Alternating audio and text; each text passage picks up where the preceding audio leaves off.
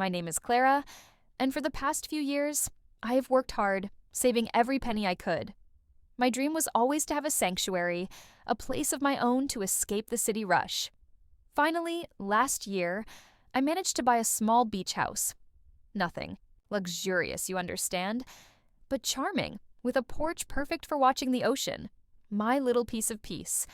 I have 2 older sisters, Laura and Beatrice. We've always had our ups and downs, like any family, but lately things have been tense. They have a rather unique perspective on what family property means. To them, if one person has something, the others automatically have a right to a share, especially if it's something that could generate money. As soon as they heard about the beach house, the initial reaction was congratulatory, but a plan quickly followed.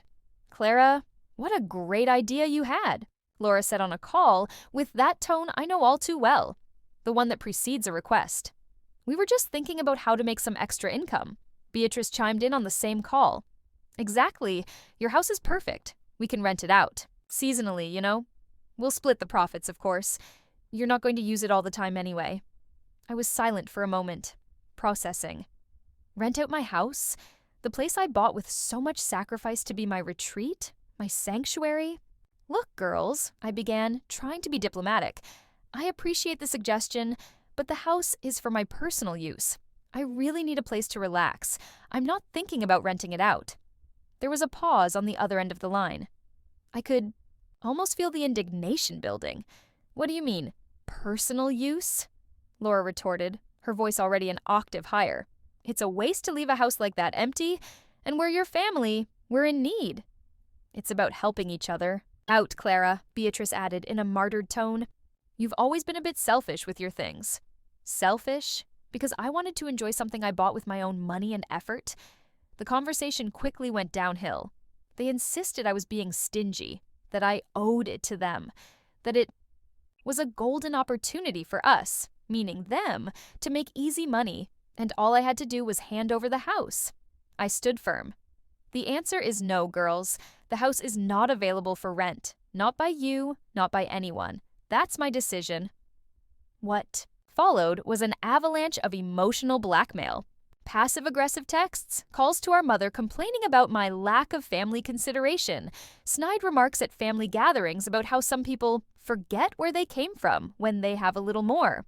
The final straw was when I found out through a cousin that they had taken things a step further. Without consulting me, Laura and Beatrice had created an online ad to rent out my beach house, using photos I had posted on my personal social media. They had even set a price and available dates, as if they owned the place. When I confronted them, their excuse was unbelievable. "We were just testing the market, Clara," Beatrice said, without a hint of shame. "To show you the potential. If someone interested had shown up, we would have convinced you." "It's for our own good, little sister," Laura added with a forced smile. "You would have thanked us in the end." Right there, my patience, already thin, snapped. "For our good?" I repeated, my voice cold as ice. "Or for your good, using what's mine without my permission?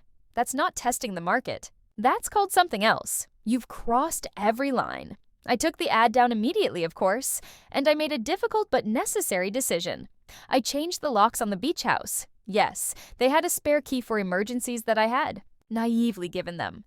And I informed them, clearly and directly, that their access to my property, and frankly, to my goodwill, was suspended indefinitely. The reaction was explosive.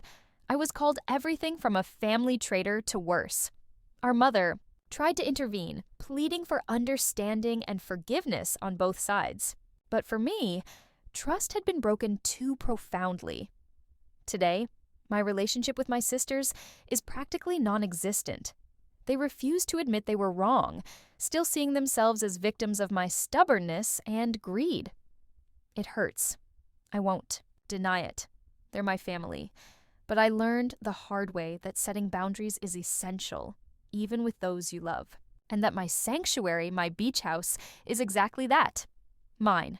And the peace I find there is priceless and not for sale, nor for rent for the profitable gain of entitled sisters.